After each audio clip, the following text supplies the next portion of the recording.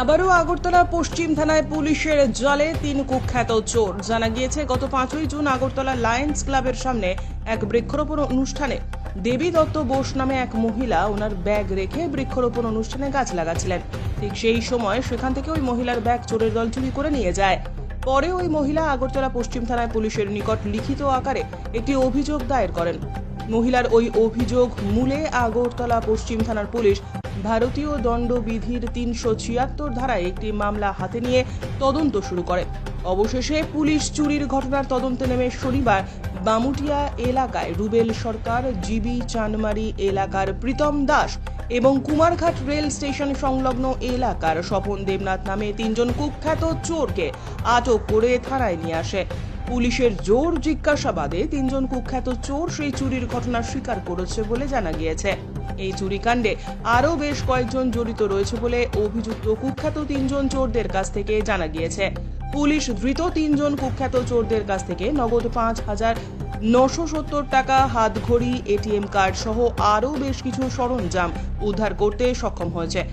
রবিবার ধৃত 3 জন কুখ্যাত চোরদের আদালতে প্রেরণ করা হয়েছে। পুলিশের কাছে ধৃত 3 জন কুখ্যাত চোর স্বীকারোক্তি দিয়েছে যে তারা প্রতিনিয়তই মারণব্যাধি নেশা সেবন করে থাকে এবং প্রায় প্রতিনিয়তই নেশার টাকা জোগাড় করতে এই ধরনের চুরিকাণ্ডের ঘটনা সংঘটিত করে যাচ্ছে গোটা আগরতলা শহর জুড়ে। তবে এই মামলায় পুলিশ বাকি অভিযুক্তদের গ্রেপ্তারের জাল বিস্তার করেছে বলে সংবাদ মাধ্যমের মুখোমুখি হয়ে জানিয়েছেন আগরতলা পশ্চিম থানার ওসি পরিতোষ দাস।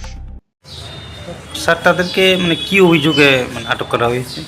গত 5 তারিখ সকাল অনুমান 8:30 থেকে 9:30টার মধ্যে যখন লায়ন্স ক্লাবের উদ্যোগে বৃক্ষরোপণ অনুষ্ঠান হচ্ছিল, সেই সময় তারা ব্যাগগুলি রেখে কমপ্লেন দেবী দত্ত বোস ব্যাগটা রেখে যখন বৃক্ষরোপণ করছে তখন তার ব্যাগটা চুরি করে নিয়ে যায়। পরবর্তী সময় আমরা সিসিটিভি দেখে চোরকে আইডেন্টিফাই করি এবং তাদেরকে আমরা আটক করি। আটক করার পর তাদের কাছ থেকে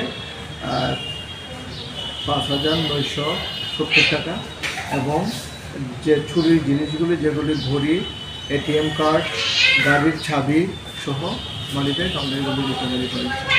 এই বিষয়ে আমরা একটা মামলা নিয়েছি যার নম্বর 69/2024 আন্ডার সেকশন 379 অফ IPC। চুরি যাওয়া সবগুলি টাকা কি উদ্ধার হয়েছে স্যার? না, চুরি দেওয়া সবগুলি টাকা আমরা উদ্ধার করতে পারিনি। আমাদের ইনভেস্টিগেশন চলছে, তার সঙ্গে জড়িত যারা আছে তাদেরকে আমরা আটক করার চেষ্টা করছি। এই পর্যন্ত প্রাথমিক তদন্তে কিছু কি পেয়েছেন আপনারা? প্রাথমিক তদন্তে আমরা প্রথম একজনকে আমরা সুজনকে আটক করি, তার স্টেটমেন্টের উপর ভিত্তি করে বাকি আরও 2 জনকে আটক করি এবং এই চুরির সঙ্গে আরও জড়িত আছে তাদেরকে আমরা অভিযুক্ত আটক করবো এবং বাকি যে জিনিসগুলি ছিল চুরির এগুলো আমরা রিকভারি করবো। তাদেরকে কি স্যার আজকে কি আটক করেছেন? তাদেরকে আমরা আজকে আটক করেছি।